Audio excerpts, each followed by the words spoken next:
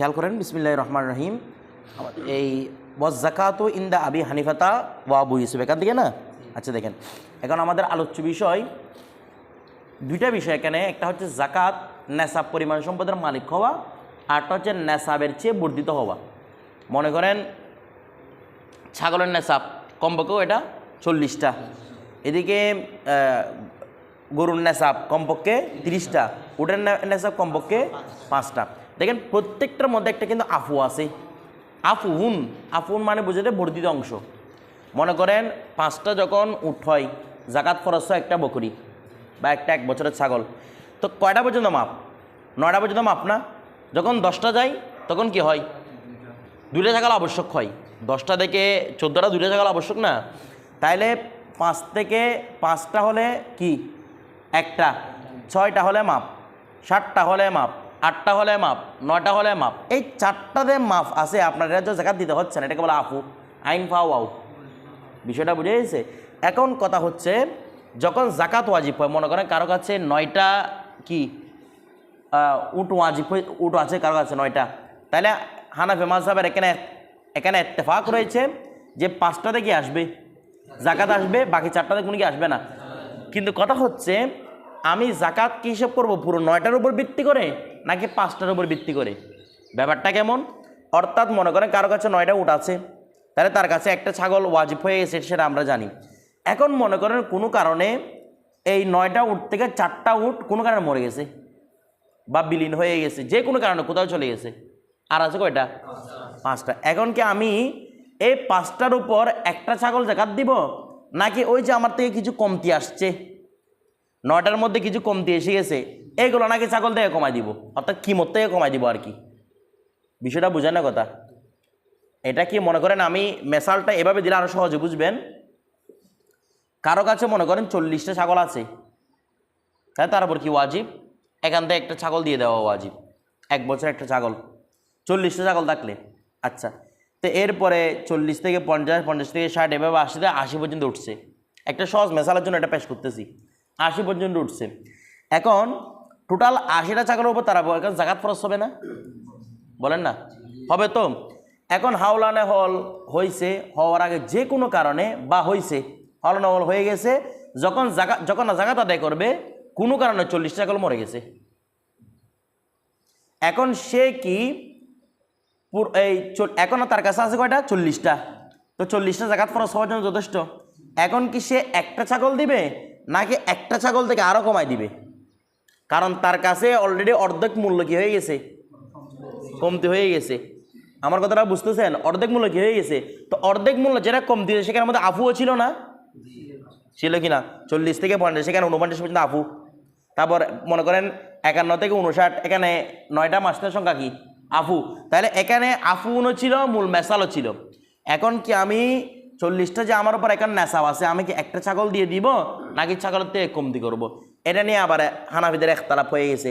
ইমাম আজম বলতেছে যখন মূল নেশাব ফিরে আসছে, মানে 40টা আফু বাদ এখন মূল নেশাব যখন ফিরে আসছে, তাহলে কয়টা দিবে? একটা ছাগল।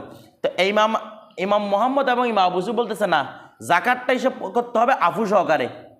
যখন দেখেন তো 40টা না, প্রথমে 80টা ছিল না, 40টা মারা গেছে, তার মানে এখন আছে আমার কাছে 40টা ছাগল, তাহলে মুঠ নেশাবের আমার অর্ধেক মারা গেছে না? বলে না, অর্ধেক মারা গেছে না? তো ইমাম মোহাম্মদ এবং ইমাম আবু ইউসুফ বলতেছে আপনার এখন যখন 40টা ছাগল আছে, একটা ছাগল ওয়াজিব হবে না, ছাগলের অর্ধেক ওয়াজিব হবে, যেহেতু অর্ধেক সম্পত্তি আপনার থেকে ধ্বংস হয়ে গেছে। বিষয়টা বুঝেন নাই? অর্ধেক সম্পত্তি আপনাদের কি হয়ে গেছে? ধ্বংস হয়ে গেছে। সেজন্য আপনার উপর ওয়াজিব হবে কি? একটা ছাগলের অর্ধেক, মানে ছাগলের কিমতটা করে অর্ধেক টাকা আপনার উপর কি দিতে হবে? জাকাত দিতে হবে। এটা কি বলতেছে? সাহাবাইনরা। ইমাম আজম বলতেছে না, জাকাত হিসাব হয় আফুর উপর নয়, জাকাত হিসাব হয় মূল নেশাবের উপর। আফুটা হচ্ছে বর্ধিত অংশ। এই বিষয়টা বুঝছেন? এটা হচ্ছে মূল ইস্তার। দেখেন কি বলতেছে এটা এবার একটা কতটা ইমাম আজমের উপর বলবো তো এটা। ওয়াজ যাকাতু ইনদা আবি হানিফাতা, ইমাম আবু হানিফার মতে ওয়া আবি ইউসুফ, কিন্তু দুজন এখানে থাকবে। ওখানে থাকবে ইমাম মোহাম্মদ এবং ইমাম জুফর, যেটা আফুর পক্ষে সেখানে থাকবে ইমাম মোহাম্মদ এবং ইমাম জুফর। আর যেটা মূল নেশাবের পক্ষে সেখানে থাকতে কে? ইমাম আজম এবং কে?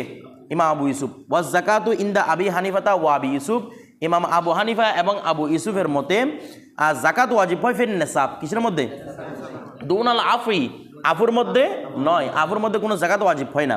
আচ্ছা, তো ইমাম, তাহলে এবার ইমাম মোহাম্মদের দলিলগুলো শুনেন, ইমাম আজমের দলিলগুলা। যদি 5টা কারো কাছে উট থাকে, একটা ছাগল, 9টা থাকলেও একটা ছাগল, কথাটা বুঝে গেছে? 9টা থেকে কোনো কারণে যদি 4টা মরে যায়, 5টা আবার থাকে, তাও ইমাম আজমের মধ্যে একটা ছাগল, কথাটা বুঝে গেছে? কিন্তু না, সাহেবান বলতেছে না, এই সাহেবান না, ইমাম মোহাম্মদ এবং ইমাম জুহর বলতেছে না, যতটুকু কমছে ততটুকু আমি মূল নেশাব থেকে কমাই দিব, যতটুকু কমে গেছে ততটুকু আমি মূল নেশাব থেকে কমাই দিব। তো বলতে দেখেন, ওয়াকালা মোহাম্মদ ওয়া জুফর, ইমাম মোহাম্মদ এবং জুফর বলতেছে তাজিবু ফিহিমা, আফু এবং নেশাব দুইটার উপরে কি হয়? জাকাত ফরজ হয়। জাকাত ফরজ হওয়ার সময় কিসের উপর? আফু এবং মূল নেশাব দুইটার উপরে কি হয়? জাকাত ওয়াজিব হয়। তাহলে 5টা থাকলে একটা ছাগল, ওই 5টা থাকলে একটা ছাগল, তাহলে যখন তার কাছে 9টা ছাগল আছে, 9টা উট আছে, 5টা উট থাকলে একটা ছাগল, এখন যখন 9টা উট আছে, 9টা উট আছে, তাহলে 2টা ছাগল আবশ্যক হতে বাধা কয়টা উট? একটা উট। তার মানে বোঝা যাচ্ছে কি একটা উটের মূল্য, 5টা উটের বিনিময়ে একটা ছাগল, ওই 5টা উটের বিনিময়ে একটা ছাগল, তাহলে 5টা উটের দাম আমরা কত বলছিলাম? 400 দিরহাম, 200 দিরহাম। একটা ছাগলের দাম কত বলছিলাম? 5 দিরহাম। তার মানে বোঝা যাচ্ছে যে প্রতি উটের বিনিময়ে 1 দিরহাম। আমার কথাটা বুঝতেছেন? প্রতি উটের বিনিময়ে 1 দিরহাম। এখন তার কাছে 9টা যদি উট থাকে, তাহলে হানাফিদের সবাই একমত একটা ছাগলই হবে। কিন্তু কোনো কারণে যদি 4টা উট মরে যায়, 9টা থেকে 4টা মরে, কয়টা আছে? 5টা। ইমাম আদম বলতে সেখানেও একটা ছাগল, কমতি করা হবে না। কিন্তু ইমাম মোহাম্মদ এবং ইমাম জুহর বলতেছে না, 4টা উট মরছে না, তাহলে একটা উটের বিনিময় কত দিরহাম ছিল? 1 দিরহাম। সে এই 5টা উট থাকলেও এখান থেকে 4 দিরহাম কমাই দিবে সে, যেহেতু 4টা উট মরে গেছে। কারণ জাকাতটা ওয়াজিব হয় নেসাবে মাহফুর টোটালের উপর, তাহলে কয় দিরহাম কমাই দিব? 4 দিরহাম। সে এখন 5টা উটের মালিক থাকলেও আমি সৎকা করবো কয় দিরহাম? মাত্র 1 দিরহাম। এটা কার মতে? ইমাম মোহাম্মদ এবং ইমাম জুফরের মতে। মানে যতটুকু আফু কমে যাবে ততটুকু আমরা মূল নেসাব থেকে কমিয়ে দেব, বিষয়টা বুঝি। কারণ যখনই মনে করেন কারো কাছে 5টা উট থাকলেও একটা ছাগল, 9টা উট থাকলেও একটা ছাগল, কিন্তু ওনাদের কথা হচ্ছে কি জাকাতটা ওয়াজিব টোটাল আফু এবং কিসের উপর? নেসাবের উপর। যখন কমতে থাকবে, যেহেতু পুরোটার উপর জাকাত ওয়াজিব হয়েছে, কমতে থাকলে নেসাব থেকেও কি হতে থাকবে? কমতে থাকবে। বিষয়টা বুঝে সেখানে হচ্ছে মূল ইস্তেহাদ। এরপর দেখেন কি 9 দিরহাম না, এখানে যে মাপ 9 পর্যন্ত মাপ, সেটা হচ্ছে হানাফিরা সবাই একমত। কিন্তু প্রশ্ন হচ্ছে যেটা অতিরিক্ত অংশ আপনাকে দিছে আল্লাহ, শুধু যেটা রসুল পাক সাল্লাল্লাহু আলাইহি ওয়াসাল্লাম দিছে আপনাকে, জাকাত কি পুরোটার উপর ওয়াজিব হয়? মানে আমার উপর 9টা ওটা আছে, এই 9টা পুরোটার উপর ওয়াজিব হয়েছে নাকি সিরিফ 5টার উপর ওয়াজিব হয়েছে? আমরা বলতেছি 5টার উপর, বাকিগুলা কোনো ধর্তব্য নয়, এতাবারই নাই। কিন্তু ওরা বলতেছে ওনাদের এতবার আছে, এগুলোর উপর জাকাত দিতে হচ্ছে না রে, এগুলার এতবার আছে, তবে কি দিতে হচ্ছে না? এই জন্য এই শব্দের নাম দিছে আইন ফাওয়া আফুন, অর্থাৎ এটা ক্ষমা, মাফ করতে পারতেছে। বিষয়টা বুঝে মানে শরীরতে মাফ করে দিছে আপনাকে, তো তখন জাকাত হিসাব করবেন, যেহেতু এতবার আছে টোটাল কি হিসাব করবেন?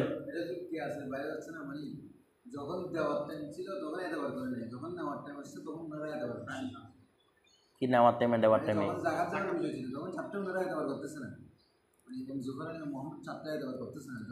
আফুর কারণে আর কি, মানে শরীরে এটা মাফ করে দিই, কিন্তু এটা এতবার। কারণ যখন একটা যুক্ত হবে তখন সবগুলোর উপর জাকাত ওয়াজিব হবে না। 9টা থেকে যখন 10টা যাবে তখন 4টার উপর জাকাত ওয়াজিব হচ্ছে, তার মানে এটা এতবারে আছে। তো বিষয়টা বুঝতেছেন না? এতবারে আছে, শরীয়তের পক্ষ থেকে কি আসছে যে কম আসছে যে, বিষয়টা বুঝে গেছে। আর ইমাম আযমের মতে না, এটা মুতলকভাবে এটা ফাতলা অংশ, অতিরিক্ত অংশ, এটা বিষয়টা বুঝে গেছে। 5টা হচ্ছে মূল নেসাব, বাকিগুলো কোনো ধর্তব্য না, কোনো এতবারই না, বিষয়টা বুঝে গেছে। এটা হচ্ছে মূল ইস্তেহাদ। এরপর দেখেন ওয়াইদা হালাকাল মাল, যখন মাল হালাক হয়ে যায়, যখন মাল ধ্বংস হয়ে যায়, এটা আমরা উসুল ফিকার মধ্যে পড়েছিলাম, বাদা উজুবি জাকাত, কিসের পরে? জাকাত ওয়াজিব হওয়ার পরে যদি মাল ধ্বংস হয়ে যায়, সাকাতাত ইয়ানি সাকাতাতে জাকাত, জাকাত কি হয়ে যাবে? যদি হাওলানে হলের আগে সাকেত হয়ে যায় তাহলে 100% এমনিও তো সাকেত। এখন বলতেছে হাওলানে হল পূর্ণ হওয়ার পরে ফাইন হালাকা। এখানে দুইটা বিষয়, একটা হচ্ছে হালাকা, একটা হচ্ছে ইস্তাহালাকা। ইস্তাহলাকা মানে এখানে কষ্ট থাকবে, ইচ্ছে করে কি করা, হালাক করে দেওয়া। আরটা হচ্ছে হালাকা মানে আপনি ভাবে কি হয়ে যাওয়া, হালাক হয়ে যাওয়া। বিষয়টা বুঝে গেছে? তাহলে এখানে বলতেছে আপনি ভাবে হালাক হলে তখন সাকাতাত, জাকাত সাকিত হবে। কিন্তু ইচ্ছাকৃতভাবে হালাক করলে, ইচ্ছাকৃত হালাক করা মানে আপনি যে ইচ্ছাকৃতভাবে মনে করেন আপনার কাছে 1 বছর হাওলানা পূর্ণ হয়েছে, আপনি সেটা জাকাত না দেওয়ার জন্য বুদ্ধি করছেন একটা আইএমএ জাহিলের মতো। কি বুদ্ধি? বলতেছে আমি একটা গরিব মানুষকে কন্ট্যাক্ট করছেন, ওকে বলে আমার যত টাকা সম্পদ আছে, মনে করো আপনার কাছে 10 লক্ষ টাকা আছে, আপনি কি বলতেছেন তোমাকে বন্ধু 10 লক্ষ টাকা হেবা করে দিব, হাওলানা হালের পরে 10 লক্ষ টাকা করে দিব, হেবা করে দিব। তুমি আবার এগুলো আমাকে হেবা করে দিবা, এই বিনিময়ে তোমাকে 10,000 টাকা দিব, 5,000 টাকা দিবে এখান থেকে। কিচ্ছু বুঝেন নাই? তোমাকে আমি 10,000 এখন যখন কাউকে দিয়ে দিবে, তার মানে তার থেকে চলে গেল না সম্পদ, মানে তারপর আগে জাকাত ফরজ না, জাকাতটা না দেওয়ার জন্য এই হিলা অবলম্বন করা। বিষয়টা বুঝেছে? মানে এই চক্রান্ত করা আর কি, এটাকে বলা হয় ইস্তাহলাকা, সম্পত্তি করা, ধ্বংস করা। বিষয়টা বুঝেছে? মানে সম্পদ ধ্বংস। অথবা মনে করেন এ বলতেছে না আমি একটু জাকাতটা বিলম্ব করি, কেন বিলম্ব করব, আমার জাকাতটা টাকাটা ধ্বংস হয়ে যেতে পারে, যে কোনো সময় চলে যেতে পারে, এই জন্য সে জাকাতটা কি করতেছে, হাওলানা হওয়ার পরে ইচ্ছাকৃতভাবে বিলম্ব করতেছে। যদি ইচ্ছাকৃতভাবে বিলম্ব করে জাকাতের ফরজিয়তটা যাবে না, জাকাত আদায় করতে হবে। যখন সে সম্পদের মালিক হবে এইগুলোর জাকাত কি করতে হবে, আদায় করতে হবে। আর যদি হালাকা আপনি চলে যায়, আপনি চাচ্ছেন দিতে, কোনো কারণে টাকাগুলো চুরি হয়ে গেছে, পুড়ে গেছে, ওগুলো তো আর আপনার দায়ী নেই, ওই অবস্থার মধ্যে জাকাত কি সাকেত হয়ে যাবে। বিষয়টা বুঝে গেছে? আচ্ছা, এখানে আরেকটা মাসালা, সেটা হচ্ছে কি আমরা বিভিন্ন আর উপরে কিছু কিছু ফিকার কিতাব পড়লে একতলাপ বলে দেখতে পাবো। সেখানে বলতেছে জাকাত হালাক কি কবলাত দফাই ইয়া না কবলাত তলবি, তলবের পূর্বে সাকেত হয় নাকি তলবের পরে সাকেত হয়। এখানে একটা মানে একতলাপ হচ্ছে, যদি জাকাতকে খোঁজা হয়, মনে করেন হাওলানা হল পূর্ণ হয়ে গেছে, এখন যে মুসাদ্দেক রয়েছে যিনি সদকা বন্টন করবেন, তিনি এসে বলতেছেন জাকাতের টাকা দিয়ে দাও। তো এখানে আমাদের কিছু আইম্মা কেরাম বলতেছেন বাদাল মুতালাবা যদি ধ্বংস হয়, বাদাল মুতালাবা মুসাদ্দেক বা ফকির তলব করার পরে যদি ওইটা কি হয়ে যায়, ধ্বংস হয়ে যায়, তখন এটা জামান দিতে হবে। এটা নিজে ধ্বংস হোক অথবা ইস্তাহলাকা, কেউ নিজে ধ্বংস করুক, নিজে নিজে ধ্বংস হয়ে যাক অথবা ইচ্ছে করে কি করুক, ধ্বংস করুক, উভয় অবস্থার মধ্যে বাদাল মুতালাবা কি দিতে হবে, জামান দিয়ে দিতে হবে। কথাটা বুঝে গেছে? আর যদি কবলাল মুতালাবা হয় তাহলে কি দিতে হবে না, জামান দিতে হবে না। কথাটা বুঝে গেছে? মানে ইস্তাহলাক করলে হালাক করলে কি দিতে হবে না, জামান দিতে হবে না। তবে সর্বসম্মতি এটা ইত্তেফাক রয়েছে, ইস্তেহলাক করলে জামান দিতে হবে। হালাক নিয়ে ইখতিলাফ, নিজে নিজে যদি ধ্বংস হয় সেটা বাদাল মুতালাবা হয়েছে নাকি কবলাল মুতালাবা। যদি বাদাল মুতালাবা হয় হালাক হলেও কি দিতে হবে, জামান দিতে হবে। আমাদের কোনো কোনো এই ইমামদের মত, কথাটা বুঝে গেছে? তবে যেটা হেদায়েত সরা নেহায়া আছে, আর নেহায়া ফি শরিল হিদায়া, তো ওই নেহায়ের মধ্যে একদম ফয়সালা দিয়ে দিচ্ছে, বলতেছে না বাদাল মুতালাবাহু কবলাল মুতালাবাহু কোনো অবস্থার মধ্যে কি দিতে হবে না, হালাক হয়ে গেলে জামান দিতে হবে না। বলে কেন দিতে হবে না? মনে করেন বলতেছে আমাদের হানাফিদের ব্যাপারে তো এখানে একমত আছে যে আইনটা দিতে হয় না, কিমত দিলে হয়ে যায়, নাকি হয় না? আমাদের আগে বলেছিল না আইনটা দিতে হয় না কি। মনে করেন একটা ফকির এসে বলতেছে আপনার উপর তো এখন 40টা ছাগল আছে, আমাকে জাকাত দিয়ে দেন না। তো আপনি দেখতেছেন ওই গরিবটাকে যদি আমি ছাগলেরটা দিই তার জন্য এটা আরো ভারী হয়ে যাবে, আমি এটাকে টাকা দিয়ে দিলে তার জন্য আসান হচ্ছে। তো বলতেছে এখন সে মোতালাবা করছে, এখন আমার উপর জাকাত ফরজ না, তো মোতালাবা করার পরে অটোমেটিকটা বিলম্ব হতে পারে। কিভাবে? আমি ছাগলটা নিয়ে গিয়ে বিক্রি করতে হবে, বা ছাগলের কিমত তার কাছে আদায় করতে হবে, তার একটা বিলম্বনা কথা আসতেছে না। তো মোতালাবা করলেই যদি কি হয়, জাকাত ফরজ হয়, তো মোতালাবা করার পরেও তো বিলম্বনাটা আসে নাকি আসে না? কারণ আইনটা দেওয়া তো সবসময় ওয়াজিব না। আমার কথাটা বুঝে গেছে? আইনটা দেওয়া, মনে করেন আর আমরা আইন দিলেও কীরকম আইন দিই, যেটা মোতাওয়াসসত, আমরা আগে বলেছিলাম যেটা বেশি দামি সেটাও না, যেটা বেশি একদম কমজোর সেটাও না, মোতাওয়াসসত কোথায় বাচ্চা নয় বস্তাও তো আমরা কাছে কি দিতে হবে, কিমত দিতে হবে, মোতাওয়াসসতের কিমত দিতে হবে না। তো ওই অবস্থার মধ্যে আপনি কিমত একটা ছাগল নিয়ে বিক্রি করবেন, কিংবা আপনি যে কোনো জায়গা থেকে কিমত আনবেন, ওইটা তো একটা কি ব্যাপার, বিলম্বনের ব্যাপার। কথাটা বুঝেছে? তাহলে মোতালাবা করলে তাৎক্ষণিক দেওয়া ওয়াজিব হয় না, এটার মধ্যে বিলম্বনা কি আছে, সুযোগ আছে। কথাটা বুঝে গেছে? তো যে সুযোগটা শরীয়তে তাকে দিয়েছে, তা বাদাল মোতালাবা হয়তো সে একটু বিলম্ব করেছে আর কি, কোনো কারণে হালাক হয়ে গেছে এটা, তা এখন বিলম্বন করাটা শরীয়তে তাকে দিছে না, বলেন না? বিলম্বনা করাটা শরীয়তে তাকে দিছে না, তো সেই শরীয়তের অনুমতি পেয়ে সে বিলম্ব করছে আর কি, ইস্তাহলাক তো করে নাই, হালাক করছে দে, ওই অবস্থার মধ্যে তার উপর কি হবে না, কোনো জামান ওয়াজিব হবে না, মানে জাকাতের টাকাগুলো দেওয়া ওয়াজিব হবে না। দেখেন এরপরে এখন বলতেছে ওয়াইন কদ্দামা জাকাতা আলাল হাউলি ওয়াসামিয়াতু। ও আচ্ছা, আমাদের একটা লাইন বাদ পড়ে গেছে এমন না। আচ্ছা, একটু উপরের লাইন আমরা, আপনি এটা বলেন না কেন আমাকে। দেখেন ওয়াসাইমাতু, সাইমা মানে যেটা কি ও বললাম বাইরে বিচরণ, মানে মাঠে বিচরণ করে খাবার খায়। বলছো ওয়াসাইমাতু হিয়াল্লাতি, সাইমা হচ্ছে ওই প্রাণী, আল্লাতি তাকতাফি, আল্লাতি তাকতাফি, যে প্রাণীটি যথেষ্ট হয়, বিররাই এই চরার মাধ্যমে, যে প্রাণীটির জন্য যথেষ্ট হয় কি চরা, কিরে চরা, ফি আকসারিল হৌলি, এটা আমরা আগে বলছিলাম, অধিকাংশ বছর যদি চরে, মাঠে গিয়ে চরে, অধিকাংশ বছর যদি মাঠে গিয়ে চরে, সেটাকে বলা হয় সাইমা বলা হয়। ফাইন আলাফাহা, যদি সে আলাফ করে, আলাপ মানে ওই গরুর খাদ্য, মানে গো খাদ্য অথবা প্রাণীর খাদ্যকে বলা হয় উলফুন, আইন লামফা, ঠিক আছে। ফাইন আলাফাহা, যদি ওই প্রাণী এই আলাফা কি করে, ওই খাদ্যটা খায়, ঠিক আছে। তো বছরে কি কত, নিসফাল হৌলি, আধা বছর, আও আকসার, অথবা বেশি, কথাটা বুঝেছে, ফালা জাকাতা ফিয়া। অর্থাৎ দেখেন উলফুন মানে বোঝাতে গরু খাদ্য বা কোনো পশুর খাদ্য, যে খাদ্যগুলো মাঠে পাওয়া যায় না, ঘরে এনে খাওয়ানো হয়। ওই যে আপনাদেরকে বলেছিলাম, ঘরে যদি কেউ গরু লালন পালন করে বাইরে না ছাড়ে, সেটার উপর জাকাত ফরজ হয় না, এটাকে বলা হয় উলফুন, আইন লামফা, ঠিক আছে, অথবা আইন লাম ওয়াউফা, উলুফ বলা হয়। এগুলো হচ্ছে ঘরের খাদ্য, যেগুলো কোথায় পাওয়া যায় না, মাঠে পাওয়া যায় না, ঘরের মাধ্যমে খাওয়ার, এটা আমাদের উলফত। কথাটা বুঝে গেছে। বলছে ফাইন আলাফাহা, যদি কোনো ব্যক্তি ওই সাইমাকে খাওয়াই, যেটা বিচরণ করার কথা, সেটাকে যদি খাওয়াই, ঘরের মধ্যে খাওয়াই, নিসফাল হাউলি, কতটুকু, আধা বছর, আও আকসার, অথবা অধিকাংশ সময় কোথায় গাইছে, আর সাইমা মাঠা গাইছে, অর্থাৎ বীর রাই চরণের মাধ্যমে কম খাইছে, ওই অবস্থার মধ্যে ফালা জাকাতা ফিহা। ওই যে আমরা আগে বলছিলাম, এটার মধ্যে কোনো কি নাই, জাকাত নাই। হ্যাঁ, যদি ব্যবসায়িক পণ্য হয়, তখন ব্যবসায়িক পণ্য এতবার করে, আওয়ারেজ এতবার করে, সামনে আমাদের বাবুল আওয়ারেজ আসতেছে, আওয়ারেজ এতবার করে সেটাই কি দিতে হবে, সেটা তো আর প্রাণীর কি না, জাকাত না। বিষয়টা বুঝে, সেটা হচ্ছে মূল্যের জাকাত। এরপর দেখেন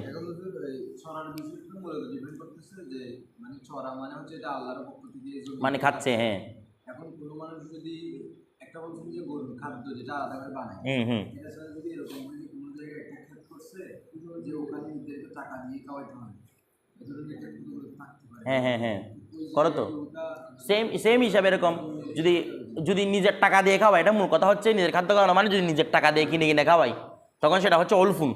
আর যেটা আল্লাহর মাধ্যমে গিয়েছে, যেমন উসর, ওই যে আপনারা পড়েছেন না, যখন শেষটা কার থেকে আসে, আল্লাহর পক্ষে দেয়, তখন উসর। আর যদি শেষটা নিজে দেয়, তখন 20 ভাগের 1 ভাগ, তাহলে কমে গেল না জিনিসটা। তো এখানে বলতে যদি নিজে খাওয়ায়, এটা নিজে খাওয়ায় বড় করছেন, কোনো জায়গা থেকে এনে নয়, কথাটা বুঝে গেছে, বা কোনো চরণভূমিতে চালানোর মাধ্যমে নয়, ওই অবস্থার মধ্যে কি দিতে হবে, জাকাত না, জাকাত দিতে হবে না। আর যদি সাইমা হয়, তখন কি দিতে হবে, জাকাত দিতে হবে। বিষয়টা বুঝে গেছে। আচ্ছা, এখানে একটা আমাদের কথা বলছে না, যদি উলুফ করে নিসফুল হল, অর্ধেক বছর, যদি অর্ধেক বছর, যদি অর্ধেক বাইরে গাইছে, অর্ধেক আপনার ঘরে গাইছে, অর্ধেক বছর আপনার ঘরে গাইছে, এই অবস্থার মধ্যে কি বলেছে, বলছে জাকাত দিতে হবে না। তবে আমাদের হানাফি মাযহাবের ফতোয়া হচ্ছে এহতিয়াতন ওই অবস্থার মধ্যে জাকাত দিয়ে দিবে। যদি অর্ধেক হয়, মানে 6 মাস ঘরে গাইছে, 6 মাস বাইরে গাইছে, ওই অবস্থার মধ্যে কি জাকাত দিতে হয়। বলছে কেন দিতে হয়, বলে স্বাভাবিকত গরুকে একটা যদি প্রাণীকে যদি এই বাইরে চড়তে দেন, সে তো পুরো পেট পুরো এখানে খায় না, কিছু বাকি রাখে, যেখানে এসে আপনার ঘরের মধ্যে খাই, ঘরের মধ্যে আবার এক্সট্রা করে দিতে হয় না। তো এরকমও তো হতে পারে যে ওখানে অর্ধেক খেয়েছে, আপনার ঘরের মধ্যে এসে কি খাইছে, অর্ধেকটা খাইছে। বিষয়টা বুঝেছে। ওই অবস্থার মধ্যে কি হয়, জাকাত ফরজ। এই জন্য বলতেছে যদি অর্ধেক হয়, এহতিয়াতান কি দিয়ে দিবে, জাকাত দিয়ে দিবে। হ্যাঁ, নিসফুল আকসারুল হল যদি আপনার ঘরে থাকে, তখন কি ওয়াজিব নয়, জাকাত ওয়াজিব নয়, কারণ আকসারুল প্রত্যেকটার হুকুম এহতিয়াতান দিয়ে দিবে। যে মানে হানাফি মাযহাবের ফতোয়া থাকবে এহতিয়াতান, সে কি দিয়ে দিবে, জাকাত দিয়ে, যেন সে জিম্মাদারি থেকে মুক্ত রাখতে পারে। এরপর দেখেন ওয়াইন কদ্দামা জাকাতা, জি হ্যাঁ, এখানে তো খাওয়ানোটা মেন উদ্দেশ্য, চড়াটা মেন উদ্দেশ্য নয়। এখন হতে পারে আমাদের গ্রামে যেগুলো গরু ছাগল আছে, বাইরে চড়তেছে, ওখানে তেমন একটা খাবার খাই নাই, খাইছি সামান্য, আবার ঘরে আছে, ঘরে এসে আবার ওখানে আমরা যেটা বাজার থেকে কিনে এনেছি পুরো, যদি মানে অধিকাংশ আপনারটা খাইছে, এটাকে তো মুয়াজানা করা সম্ভব হবে, মানে কতটুকু হয়েছে অর্ধেক বছর ওইটা ওই যারা পালে তারা বুঝবে তো এটা কতটুকু খাচ্ছে, যখন দেখবে যে ওইটা বাইরে খাচ্ছে না, ঘরে এসে বেশি খাবার খাচ্ছে, তার মানে সেটা বাইরে খাচ্ছে না। আর যারা বাইরে খায় তারা ঘরে এসে তেমন খাবে না। বিষয়টা বুঝে সেগুলো তো যারা গরু লালন পালন করে তারা এমনি বুঝবে, যেটা বাইরে সবসময় খাইছে সেটা ঘরে এসে আর খাবে না, মানে খাইলেও খুবই কম খাবে। বিষয়টা বুঝে, আর যেটা বাইরে খায় না সেটা ঘরে এসে বেশি খাবে। এরপর দেখেন ওয়াইন কদ্দমা জাকাতা, যদি কি হয় রে জাকাত মুকাদ্দম করে আলাল হৌলি। আচ্ছা বলুন তো কারো কাছে আপনারা এটা মাসালা বলবেন, আগে এটা শেখানো হয়েছিল, যদি কারো কাছে হল হওয়ার পূর্বেই সে সম্পদের মালিক হয়ে গেছে, জাকাত পরিমাণ বলুন তো জাকাত দিলে হবে কি না? কারণ নফসুজুবটা তার মধ্যে আছে, এটা বলতেছে যদি হল পরে জাকাতকে মুকাদ্দম করে ওয়াহুয়া এমত অবস্থায় মালিকুল লিনিসাবিন, সে কিসের নেশা পরিমাণ যা যা। আচ্ছা নেশাব পরিমাণ সম্পদের মালিকও হয় না এখনো, জাকাত কত দিচ্ছে গো? জাকাত হবে? বলেন না গো, জাকাত হবে না। নেশাব পরিমাণ মালিক হওয়ার পর আবার দিতে হবে তার কাছে, ওগুলো হয়ে গেছে নফল সদকা, কারণ তার কাছে নফসের উজুবা আসে নাই। সেটা যেমন নাকি ওয়াক্ত আসার পড়বে নামাজ পড়ে ফেলা, তো ওয়াক্ত আসলে আবার পড়তে হবে না, তো অনুভাবে এরকম আর কি। বিষয়টা বুঝে গেছে? এখন একটা বিষয় দেখেন, এখানে কিছু কথা আছে, সেটা হচ্ছে মনে করেন একটা বিষয়, একজন ব্যক্তি নেশাব পরিমাণ সম্পদের মালিক হয়ে গেছে, সাথে সাথে জাকাত আদায় করে দিচ্ছে, হল হয় না এখনো। আমার কথাটা বুঝতেছেন? হাওলানা হল মনে করেন জানুয়ারি থেকে সে সম্পদের মালিক হয়েছে, একদম সে এসে মনে করেন আগস্ট মাসের মধ্যে জাকাত দিয়ে দিছে। যখন ডিসেম্বর পূর্ণ হয়ে গেছে, 1 বছর যখন পূর্ণ হয়ে গেছে, 2 বছরে পা রাখছে, এটা হচ্ছে 1 বছর পূর্ণ হওয়া। আগে প্রাণীর ক্ষেত্রে মাথা রাখবেন, 1 বছর পূর্ণ হওয়া মানে 2 বছরে কি রাখা? পা রাখা। বিষয়টা বুঝে গেছে? এখন মনে করেন ডিসেম্বর পার হয়ে গেছে, জানুয়ারিতে পা রাখছে, এই অবস্থার মধ্যে সে আর নেশাব সম্পদের মালিক নেই। হাওলানা হওয়ার আগে নেশাব পরিমাণ সম্পদের মালিক ছিল, টাকাটা দিয়েও দিছে, 1 বছর পরে গিয়ে সে আর কি নাই, নেশাব পরিমাণ সম্পদের মালিক নাই, সে গরিব হয়ে গেছে। তো ওই অবস্থার মধ্যে যা দিছে সেটা কি জাকাত আদায় হবে নাকি নফল সদকা হবে? বিষয়টা বুঝে গেছে? হানাফিরা এই ব্যাপারে একমত, ওইটা হবে নফল সদকা। কি হবে? এটা আর কি হবে না, জাকাত হবে না, কারণ জাকাতের শর্ত, জাকাত আদায়ের শর্ত হচ্ছে কি হাওলানা হল, তা আদায় তো পাওয়া যায় না, এখন আদায়ের সময় তো ওই টাকাটা পাওয়া যায় নাই, তার মানে তার কাছে আদায়টা হয় নাই। কি হয় নাই? আদায়টা হয় না, এটা কি হয়ে গেছে? নফল সদকা হয়ে গেছে। বিষয়টা বুঝে গেছে? বলতেছে যদি এখন সে গরিব হয়ে গেছে না, নেশাব পরিমাণ সম্পদের মালিক না হওয়া মানে গরিব, ফকির আর কি। নেশাব পরিমাণ সম্পদের মালিক না হওয়া মানে কি? ফকির। তাহলে সে যদি ফকির হয়ে গেছে, তো বলতেছে যদি ওই টাকা যে 6 মাস আগে সে আদায় করছিল বা 3 মাস আগে আদায় করছিল, এগুলো যে মুসাদ্দেক জিনিস সদকা তুলতেছেন তার কাছে যদি থাকে, তাহলে সে ওই মানুষটাকে ফেরত দিয়ে দিবে। আর গরিবের কাছে চলে গেলে এটা তার ফেরত নিবে না, এটা নফল সদকা হয়ে যাবে আর কি। বিষয়টা বুঝে গেছে?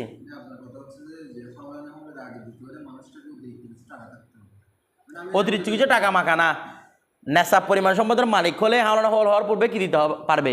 জাকাত দিতে পারবে, দিয়ে দিছে। এরপরে গিয়ে সে ফকির হয়ে গেছে, আর নেশাব পরিমাণ সম্পদের সে মালিক নাই, ওই অবস্থার মধ্যে তারটা কি জাকাত হিসেবে আদায় হয়েছে নাকি নফল সদকা হিসেবে? বলবেন কি হিসেবে আদায় হয়েছে? নফল সদকা। যদি ওইটা যদি মুসাদ্দেকের কাছে এখনো থেকে থাকে, এখনো ফকিরকে দেয় নাই, ওই অবস্থার মধ্যে এগুলো কাকে ফেরত দিবে? মূল মালিককে ফেরত দিবে। বিষয়টা বুঝে গেছে? এই ইয়ার জন্য তো মানে যখনই জাকাত আদায় করবে কিছু এক্সট্রা রাখতে হবে এমন তো কোনো কথা নাই। নেশাব পরিমাণ সম্পদের মালিক ছিল আর কি, আর নেশাব পরিমাণ সম্পদের মালিক থাকলে গেলে 1 বছর পরে গেলে এটা কি কমতেই হবে? এটা বাড়তে পারে না আরও? কোনো কারণে কমে গেছে, কোনো কারণে কমে গেছে, ওই অবস্থার মধ্যে তাতে কি হবে না? জাকাত দিতে হবে না, মানে এটা জাকাত আদায় হবে, এটা কি হয়ে যাবে? নফল সদকা হয়ে যাবে। কথাটা বুঝে গেছে? হ্যাঁ, এখানে আরেকটা বিষয় দেখেন, যদি এমনটা হয় যে মনে করেন সে আগস্ট মাসের মধ্যে কি দিয়ে দিয়েছে? জাকাত দিয়ে দিয়েছে, ডিসেম্বর এখনো পূর্ণ হয় নাই, ডিসেম্বরে গিয়ে তার কাছে কি হয়ে গেছে? হালাক হয়ে গেছে সম্পদটা, অর্থাৎ সে আর নেশাব পরিমাণ মালিক নাই। কোথায় গিয়ে? এটা হচ্ছে কুরবুম মিনাল হাউল, কুরবুম মিনাল। তাহলে এখানে আমরা ওই কাজটা খারাবো, ইন্নাশ শাইয়া ইজা করবা মিনাশ শাইয়ি ফাহুয়া মিনহু, অর্থাৎ কোনো শায় যদি তার নিকটবর্তী হয়ে যায় একদম, সেটা তারও কি হয়ে যায়? অন্তর্ভুক্ত। তো ডিসেম্বরে গিয়ে যদি কারো কাছে নেশাব পরিমাণ সম্পদ ধ্বংস হয়ে যায়, বসে না তার থেকে জাকাত আদায় হয়ে যাবে, যদিও হাওলানা হল পূর্ণ না হয়, কারণ এটা হাওলানা হল কি আছে? একদম কাছাকাছি আছে। বিষয়টা বুঝে গেছে? ওই অবস্থার মধ্যে কি আদায় হবে? জাকাত আদায় হবে। বিষয়টা বুঝে গেছে? এটা হচ্ছে মূল কথা। তারপর দেখেন 200 দিরহাম। এখন একজন থেকে শুধুমাত্র 200 দিরহাম আছে, এখন সে ওখান থেকে 2.5% করে জাকাত দিয়ে দিছে। দিয়ে দেওয়ার পর ওর থেকে তো এখন নেশাব নেই, কি নেশাব নাই যে? মানে 200 দিরহামটা নেশাবের মূল মান, তো ওর থেকে আসে 200 দিরহাম। আর এগুলোর বাইরে যেগুলা প্রয়োজনীয় জিনিস এগুলো তো আসে, এগুলো আমরা ধরতাম না। তো 200 দিরহাম থেকেও এখন জাকাত দিয়ে দিচ্ছে হালানা হলের আগে, তো কমে গেছে না? হ্যাঁ কমে গেছে। নেশাব আছে এখন কি? এখন নেশাব নাই তো, এখন নেশাব এখন নেশাব নাই। এখন গিয়ে যদি বছর আনতে গিয়ে যদি সেম টাকাটা থেকে যায়, মানে টাকাটা আর না বাড়ে, না পারে। বিষয়টা বুঝেছে? তখন তার থেকে এটা কি হয় নাই, জাকাত আদায় হয় না, এটা হয়ে গেছে কি নফল সদকা। মানে আমার বছর শেষে গিয়ে আমি নেশাব পরিমাণ সম্পদটা মালিকটা হতে হবে আমার।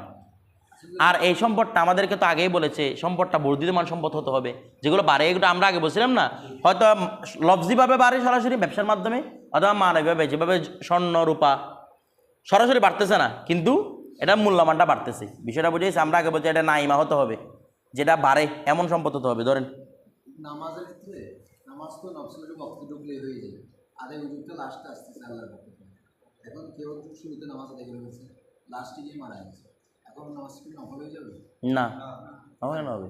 তাহলে এই সপ্তাহের ক্ষেত্রে তো এটা মানে কি কি কুশের ওপর কি কেস করতেছ? ওটার মধ্যে কমা বাড়া আছে, এখানের মধ্যে কি কমা বাড়া হওয়া দুরু? ধরেন এটার মধ্যে কমা, এবার নামাজ এরকম হতে পারে, বলা হুজুর আগে নামাজটা পড়ছে, শেষক থেকে নামাজটা কমে গেছে। ধরেন আপনি যদি হাওলা না হওয়ার মেন বিষয় হিসেবে ধরছেন না, মানে ওটা আদায়ের সময়, মানে আদায়ের সময় ওই জিনিসটা ঠিক থাকা। একজন ব্যক্তির কাছে সে যেমন মোকাল্লেফ শুরুর রক্তে ছিল, সেটা রক্ত মোকাল্লেফ না, মারা গেছে, মোকাল্লেফ ছিল কি না? কিন্তু কোনো রকম পাগল হয়ে গেছে, ও আরেকটা কথা বলতেছে, হ্যাঁ নামাজটা আদায় করে ফেলছে তো, আমার নামাজ আদায় করে। আদায় হয়ে গেছে।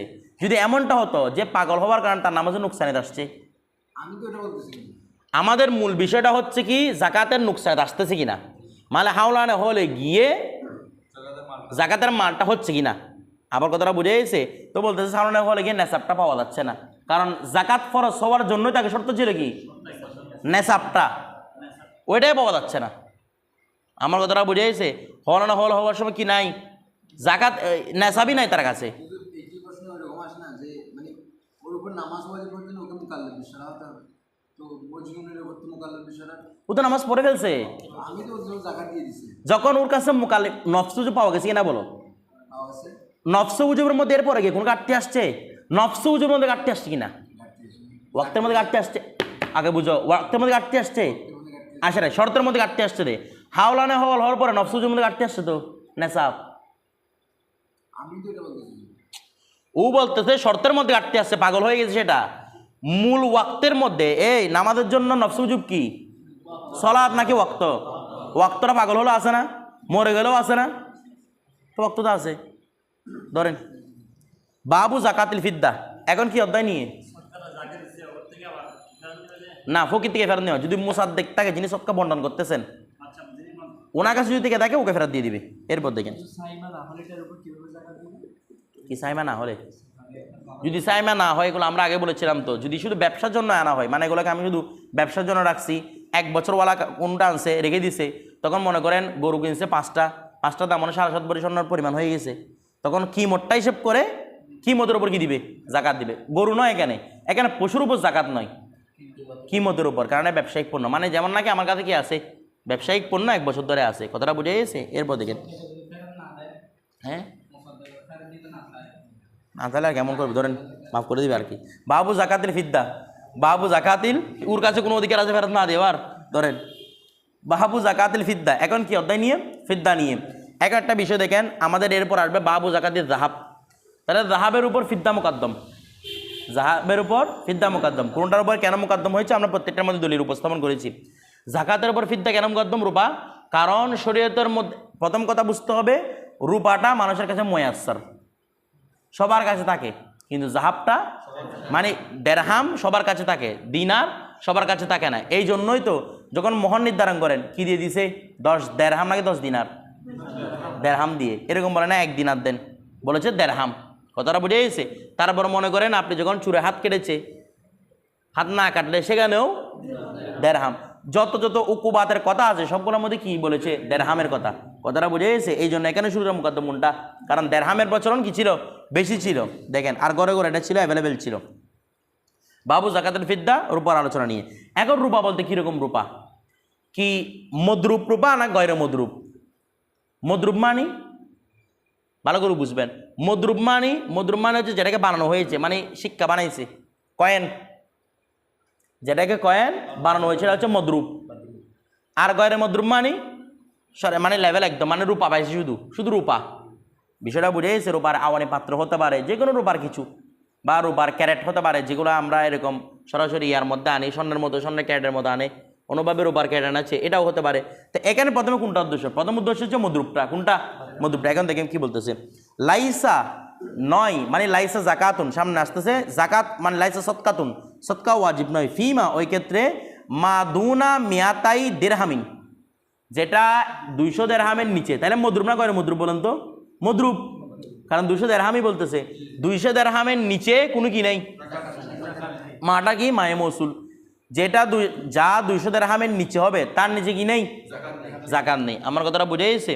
এরপর দেখেন ফাইজা কানাত মিয়াতাই দিরহামিন, যদি কত দিরহামে চলে যায়, ভালো করে বুঝে, যদি কত দিরহামে, 200 দিরহামে যায়, ওয়াহালা আলাইহাল হাউলু, এবং এই 200 দিরহামের উপর 1 বছর কি হয়, অতিক্রান্ত হয়, ফাফিহা হমসাতু দারাহিম, তার জন্য কয় দিরহাম? এটা আমরা আগে বলেছি 40 ভাগের 1 ভাগ, অর্থাৎ 5 দিরহাম কি হবে, তার উপর জাকাত ওয়াজিব হবে। আচ্ছা, এখন এরপর দেখেন ওয়ালা শাইয়াফি জিয়াদতি, 200 দিরহামের যদি জিয়াদা হয় সেখানে আমাদের কোনো কি নাই, জাকাত নাই, কোনো কিছু অযোগ্য না। হাত্তা তাবলুগা আর বাইনা দিরহামান, যতক্ষণ না আরো 40 দিরহাম যুক্ত হয়। ওই 40 ভাগের 1 ভাগ না বলতেছে না, 40 ভাগের 1 ভাগ না, তাহলে 40 ভাগ তো হতে হবে 1 ভাগ দেওয়ার জন্য। তো বলতেছে মনে করেন কারো কাছে 200 দিরহাম আছে, কয় দিরহাম দিতে হবে? 5 দিরহাম। 205 দিরহাম আছে, তাও 5 দিরহাম। 210 দিরহাম আছে, 5 দিরহাম। 220 5 দিরহাম। 230 5 দিরহাম। হ্যাঁ, 240 দিরহামে গেলে তখন আপনি 6 দিরহাম দিবেন, কারণ 40 ভাগের 1 ভাগ মানে 6 দিরহাম। বিষয়টা বুঝে গেছে? এটা হচ্ছে হানাফি মাযহাবের ফতোয়া। বিষয়টা বুঝেন না মনে হয়? তো ফায়াকুনু ফিহা দিরহামুন, সেটার মধ্যে কয় দিরহাম হবে? 1 দিরহাম। আচ্ছা, সুম্মা অতঃপর ফি কুল্লি আরবাঈনা দিরহামান, প্রত্যেক 40 দিরহামের মধ্যে দিরহামুন, এটা কার মতে? ইন্দা আবি হানিফাতা, ইমাম আযমের মতে। এটার উপরই ফতোয়া, ওয়ালাহিল ফতোয়া, প্রত্যেকটা সরার মধ্যে লেখা আছে, এটার উপরই হানাফি মাযহাবের ফতোয়া।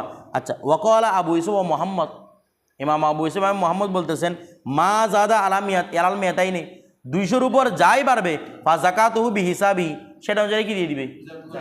5 দিরহাম বাড়ছে, তার কাছে 205 দিরহাম, 5-এর 40 ভাগের 1 ভাগ কত হয়, এতটুকু পরিমাণ কি দিতে হবে? জাকাত দিতে হবে। এখন এটা আমার জন্য দিশোয়ার হয়ে যাবে, কথাটা বুঝে কঠিন হয়ে যাবে, কথাটা বুঝে না মনে হয়? এটা আবার হিসাব করে কয়েন আধা পয়সা, 1 আনা 2 আনা, এগুলো কোথায় জোগাড় করবে? ধরেন ওয়াইন কানাল গালেবু, এখন একটা বিষয় হচ্ছে কি, এখানে আর লম্বা চোর আলোচনা না, এই জন্য আলোচনা করতেছি না। দেখেন ওয়াইন কানাল গালেবু আলাল ওয়ারাকি, বলতেছে দেখেন ওয়াইন কানাল গালেবু, যদি গালেব হয় মানে প্রাধান্য পায়, আলাল ওয়ারাকি, ওয়ারাকের উপর। ওয়ারাক মানে দেখেন এখানে উদ্দেশ্য হচ্ছে কি, ওই কাগজ না, ওয়ারাক মানে কয়েন আছে না, কয়েন বলে, একটা কয়েন বানানোর সময় আমরা কিছু বলি না, এটা কি বলে যে ওই খাত বলে না, খাত বলেন না, খাত, ওই স্বর্ণের মধ্যে খাত থাকে না, বলে খাত বাদ দিয়ে তো টাকা, আমরা কোনদিন শুনেন না মনে হয়? এটা চট্টগ্রাম ভাষায় কি বলে? খাত দিতে বলে মনে হয়।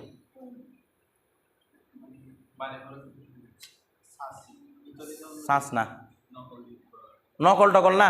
দেখো স্বর্ণের মধ্যে যখন স্বর্ণ মাপ করা হয়, বলে মনে করেন যেগুলো 24 ক্যারেট, 22 ক্যারেট, 20 ক্যারেট, 30 ক্যারেট, এগুলোর মধ্যে একটা কি থাকে, খাত থাকে, যেটাকে বাদ দিয়ে দেওয়া হয়। মানে এটা মূল স্বর্ণ নয়। স্বর্ণকে বিভিন্ন ধরনের এই শেপ দেওয়ার সময়, বিভিন্ন গয়না, তারপর কয়েন, এগুলো শেপ দেওয়ার সময় ভিন্ন কিছু যেটা স্বর্ণ নয় এরকম কিছু যুক্ত করতে হয় এখানে, এটাই কি বলা হয়? খাত বলা হয়। এটাই হিসাব করে বাকিগুলো কি করা হয়, স্বর্ণ দোকান যখন জানে এগুলো হিসাব করা হয় খাত বাদ দিয়ে।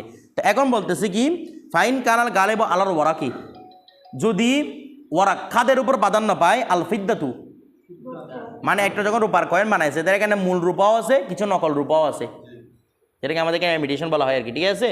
দুইটাই এখন এখানে আছে। তো যদি বলা যায় এটা সবচেয়ে বেশি কি থাকে, রূপা থাকে, এই সবচেয়ে বেশি কি থাকে, রূপা থাকে, বলছে ফাহুয়া ফি হুকমিল ফিদ্দা, তাহলে সেটা কিসের উপর? রূপার হুকুমে চলে যাবে। এখানে ওয়ারাক মানে আপনি কয়েন ধরতে পারেন, আবার ওয়ারাক মানে খাদ্য হয়, ঠিক আছে? ওয়ারাক মানে কয়েন, তাহলে কয়েনের উপর যদি বেশিরভাগ কি থাকে, ফিদ্দা থাকে, তাহলে পুরো কয়েনটা কিসের হিসাব? মানে আপনি পুরো মনে করেন আপনার কাছে 200 দিরহাম আছে, তা আপনি বলছেন আমার 200 দিরহাম সরাসরি রূপা নাই, কারণ কয়েনগুলো যে বানাইছে একটু একটু তো কি আছে, খাদ আছে, 200 টাকা বুঝেন না মনে হয়, তাহলে আমাদের 200 দিরহাম হলো জাকাত ওয়াজিব না, বলছে না একটু একটু খাদাগুলো হিসাব হবে না, এগুলো কিসের ভিতরে অন্তর্ভুক্ত? রুবার ভিতরে অন্তর্ভুক্ত, কারণ বেশিরভাগ কি আছে? রুবা আছে। এখন বলতে দেখেন ওয়াইন কানাল গালিবু আলাইহিল গাসসু, এই গসের হাকিকত হচ্ছে খাত। বিষয়টা বুঝে গেছে? তো বলতেছে যদি আলাইহি আলাল ওয়ারাক বা আলাদ দেরহাম, যদি ওই ওয়ারাকের উপর, যদি ওই কয়েনটার উপর প্রাধান্য পায় আল গাসসু খাত, খাত বেশি হয় রুবা কি কম, তখন বলতে ফাহুয়া ফি হুকমিল উরুদ, তখন সেটা কিসের হুকুম হয়ে যাবে? উরুদ। মানে যেমন নাকি আমার কাছে ফার্নিচার আছে, বিভিন্ন ধরনের জিনিস এমনি এক্সট্রা সাজানোর জন্য আমি এনেছি, এরকম অবস্থার মধ্যে হয়ে যাবে। এমনিতে যেগুলো কয়েন সেগুলোর মধ্যে রূপায় কি থাকে? বেশি থাকে। যদি এমন জিনিস হয় যে রূপাটার মধ্যে কি বেশি, খাত বেশি রূপা কম, তাহলে এটা হবে জিনিসটা মনে করেন আপনি সাজানোর জন্য কিছু জিনিস আনছেন, স্বর্ণ কয়েনের মতো সাজানোর জন্য এগুলো রাখছেন, কিছু জন্য রাখছেন, তাহলে এগুলো উরুজ। যখন এগুলোর খাদের পরিমাণ যখন কত দিরহামে চলে যাবে, খাদের পরিমাণ যখন 200 দিরহামে চলে যাবে, নেশাব পরিমাণ সম্পদের মালিক চলে যাবে, তখন এটার উপর কি হবে? যে জাকাত ওয়াজিব। এখানে আর ফিদ্দার কোনো এতবার, সামান্য যে ফিদ্দাগুলো আছে এগুলো কি হবে না? এতবার হবে না। তো দেখেন বলছে ফাহুয়া ফি হুকমিল উরুদ, সামনে আমাদের হুকমুল উরুদ আসতেছে, বলছে ওয়ায়ু তাবারু, আর বিবেচনা করা হবে আন তাবলুগা, মানে উরুদকে বিবেচনা করা হবে পৌঁছানো পর্যন্ত কিমাত হওয়া, তার কিমান নিসাবান, ওই উরুদের উপর আবার কি বসতে হবে? নেশাব পরিমাণ সম্পদের বসতে হবে। কথাটা বোঝেন নাই? কারণ রূপার যে দাম, খাদের কি দাম হবে? মনে করেন রূপার দাম হচ্ছে, মনে করেন 1 তোলা রূপার দাম মনে করেন বর্তমানে কত? 1400 টাকা, তাহলে খাদের দাম হতে পারে 200 টাকা। তাহলে 1 তোলা রূপা আর 1 তোলা খাদ কে কিরকম হইল? তো এখন মনে করেন 200 দিরহাম যদি খাদওয়ালা রূপা হয়, বেশিরভাগ খাদ, তখন এটার উপর জাকাত ফরজ হওয়ার জন্য আরো অনেক টাকা যুক্ত হতে হবে, কারণ এর কাছে কত পর্যন্ত বসতে হবে? তো 200 দিরহাম পরিমাণ বসতে হবে। তো বিষয়টা বুঝে গেছে? এরকম অনেকগুলো আরো রূপা লাগবে, যেগুলোর মধ্যে সামান্য বেশিরভাগ কি আছে? খাদ আছে। কথাটা বুঝে গেছে? এই জন্য এখানে হিসাব করতে হবে কি, যতক্ষণ না নেশাব পরিমাণ সম্পদের মালিকে পৌঁছে। আচ্ছা, এরপর দেখেন এখানে লম্বা আলোচনা না, একটু ধরে ফেলেন। দেখেন বাবু জাকাতিল ফিদ্দা, বাবু জাকাতিল যাহাব, এখন কি নিয়ে আলোচনা? স্বর্ণ নিয়ে আলোচনা। দেখেন তো বলছে লাইসা নয়, ফিমা দুনা ইশরিনা, ফিমা দুনা ইশরিনা, বলছে 20-এর নিচে নয়, ইশরিনা মিসকলান, 20 মিসকলের নিচে, বলেন না 20 মিসকলের নিচে নয়। আচ্ছা, এর আগে একটি সব বলি, 1 দিরহাম 200 দিরহাম বলছে না? 1 দিরহামের পরিমাণ কত? একটা বিষয় দেখবেন, 1 দিরহামের পরিমাণ হচ্ছে, এটা 3 গ্রামের প্রায় একটু নিচে, মানে 3 পয়েন্ট কত না, এটা 3 গ্রামের কি নিচে হয় রে। কথাটা বুঝেন নাই? কোনটা? দিরহামটা। বিষয়টা বুঝেতে এভাবে 40 দিরহাম যদি আপনি হিসাব করেন, 52 তোলা আপনি রূপা পেয়ে যাবেন। অর্থাৎ 52 তোলা রূপা আছে না, 200 দিরহাম, 200 দিরহামে কত আবশ্যক করেছে? 52 তোলা রূপা না, মূলত বাস্তবে 200 দিরহামের মূল পরিমাণই কত? 52 তোলা, মানে 52 বড়ি আর কি। বাস্তবে 200 দিরহামের পরিমাণ কত? 52 বড়ি, মানে 52 বড়ি রুপি পুরো। কতটা বুঝে গেছে? এখন দেখেন লাইসা ফিমা দুনা ইশরিনা মিসকলান, 20 মিসকলের নিচে নেই, মিনাজ জাহাবি, স্বর্ণ থেকে ফিদ্দাতুন সৎকাতুন সৎকা। তাহলে এখানে একটা বিষয় দেখেন, 20 মিসকল, তাহলে আমরা কি বলছি? এটা কে হিসেবে 7.5 বড়ি স্বর্ণ, 7.5 তোলা মানে কি 7.5 বড়ি স্বর্ণ, তার মানে 20 মিসকলের পরিমাণে কতটুকু? এগুলো আরবের মিসকল, এগুলো হিসাব, আমাদের আর মিসকল টিসকল হিসাব করে না, আমাদের হিসেব কি 7.5 বড়ি, মানে 20 মিসকলের পরিমাণই হচ্ছে 7.5 বড়ি। কথাটা বুঝে গেছে? আচ্ছা দেখেন ফাইদা কানাত ইশরিনা, যখন 7.5 বড়ি পূর্ণ হয়ে যাবে তার কাছে মিসকলান, ওয়াহালা আলাইল হলু, তার উপর 1 বছর কি হয়? অতিক্রান্ত হয়, ফাফিহা নিসফু মিসকলিন, এখান থেকে দিতে হবে অর্ধেক, মানে 1 মিসকলের অর্ধেক মিসকল, তার মানে ওই 20 মিসকল না, তো 20 মিসকল 1 মিসকল অর্ধেক, মানে 40 ভাগের 1 ভাগ। তো বুঝতেছেন না? 20 মিসকলের একটার অর্ধেক মানে 40 ভাগের 1 ভাগ। আচ্ছা দেখেন সুম্মা, অতঃপর ফি কুল্লি আরবাতি মাসাকিলা, এই ফি কুল্লি আরবাতি মাসাকিলা, অর্থাৎ প্রত্যেক 4 মিসকলের মধ্যে দিতে হবে কিরাতানে, 2 কিরাত। এই প্রত্যেক 4 মিসকলে 2 কিরাত, প্রত্যেক 4 মিসকলে 2 কিরাত। এটা আবার মানে কি দেখেন, কিরাতটাও আরবে একটা পরিমাণ, এটাকে বাংলাতে ইংলিশে ক্যারেট বলে আর কি, 2 ক্যারেট, এটাকে আরবিতে বলে খিরাত। এখন বলতেছে প্রত্যেক 4 মিসকলে, কারণ 4 হিসেব করতে হবে 40 হিসেব করার জন্য, বুঝতেছে না? 4টা 20 মিসকলে যদি 20 মিসকল থাকে, তাহলে 1 মিসকলের অর্ধেক। এখন যদি 4 মিসকল থাকে, 4টাকে এবার 40 দিয়ে ভাগ দেন, 4টাকে 40 দিয়ে ভাগ দিলে আসে 2 ক্যারেট, মানে 2 ক্যারেটের পরিমাণ মূল্যমান আর কি, 2 ক্যারেটের পরিমাণ মূল্যমান। আপনি ক্যারেক্টার হিসাব না করে আপনি আমাদের তো আর স্বর্ণটা দিয়ে দেয় না, আমাদের কি দিবে? টাকায় তো দিবে। এখানে তো মূল কথাটা উল্লেখ আছে, মানে আপনি স্বর্ণটাই দেন, স্বর্ণটাই দেন, কথাটা বুঝেন? স্বর্ণ দেওয়াটা কি না লাদেম না, কি আমাদের এখানে কি দেয়? কিমত। সুতরাং আমাদের কিমতটা হিসেব করলে হচ্ছে আপনি এই 4টা যেতগুলো স্বর্ণ বাড়ছে আপনাদের 4 মিস করে স্বর্ণ বাড়ছে, দাম হিসাব করে 40 ভাগের 1 ভাগ কি দিয়ে দিবেন, অথবা 2.5 দিয়ে ভাগ দিবেন, হয়ে যাবে। এরপর দেখেন, আচ্ছা ওয়ালাইসা আর নেই ফিমা দুনাল আর বাতি মাসাকিলা, 4 মিস কলের কমে নেই সৎকাতুন, সৎকা ইন্দা আবি হানিফাতা। ইমাম আদম বলতেছে যতক্ষণ না মনে করেন আপনাদের 20 মিস কল আছে, তাহলে জাকাত দিতে হবে 1 মিস কল, অর্ধ মিস কল, কথাটা বুঝে গেছে? এখন এরপর যদি 21 মিস কল থাকে দিতে হবে না, 22 মিস কল থাকে দিতে হবে না, 23 মিস 24 মিস কল হলে তখন আবার ফিরে আসবে। কথাটা বুঝে গেছে? আগে রূপার মতো আর কি, রূপার হিসাবটা আর কি, 24 মিস কল যখন 4 যাবে তখন কি ফিরে আসবে? ওই যে 24 মিস কলের কি দিবেন? 2 ক্যারেট। 2 ক্যারেট মানে আপনি এটাকে মোটামুটি 40 ভাগের 1 ভাগ দিয়ে দিলে হচ্ছে। এরপর দেখেন ওয়াকলা আর সাহেব বলতেছে মা দাদা আলা ইস্টিনা, ওই রূপার মতো স্টিনের উপর যাই পারবে ফা জাকাত হু হিসাবিহি, ওইটা অনুযায়ী কি দিয়ে দিবেন? জাকাত দিয়ে দিবেন। আচ্ছা এখন দেখেন ওয়াফি তাবারিজ জাহাবি ওয়াফি তাবারিজ জাহাবি, এখন স্বর্ণের পাত, ও যেগুলা পাত কতগুলো আসে না বাইরে থেকে আমদানি করে দেয়, স্বর্ণের পাত তাবরণ বলা হয় এগুলাকে, বার আর কি, স্বর্ণের বার যেগুলো রয়েছে। তারপর ওয়াল ফিদ্দতি অথবা কি রুবার বার, আমরা আগে কিন্তু বারের কথা রুবার মধ্যে বলে দিচ্ছি, এখানে আবার আসছে কথাটা। ওয়া হুলি ইহিমা, এবং উভয় থেকে যেগুলো হুলি তৈরি হয়, হালিউনের জমা হুলিয়ুন হালিউনের জমা হুলিয়ুন, হুলি মানে অলঙ্কার সময় যেগুলো তৈরি হয়, ওয়াল আনিয়া যেগুলো কি তৈরি হয়, পাত্র তৈরি হয়, মিন হুমা জাকাতুন। তো উভয় মানি রূপার হোক স্বর্ণ হোক, উভয়ের মধ্যে কি আসে? জাকাত আসে। কথাটা বুঝে? এগুলো পরিমাণ যদি নেশাব পরিমাণ সম্পদে চলে যায়, এগুলোর উপর কি দিতে হবে? জাকাত দিতে হবে। বিষয়টা বুঝেছে? যেটার জন্য হোক, এটা আপনি হুলি হোক, এটা আপনার পাত্র হোক, যেটার জন্য আনলে এখানে কি দিতে হবে? জাকাত দিতে হবে। এরপর দেখেন তারপর আমাদের জাকাতুল উরুস কালকে ইনশাল্লাহ।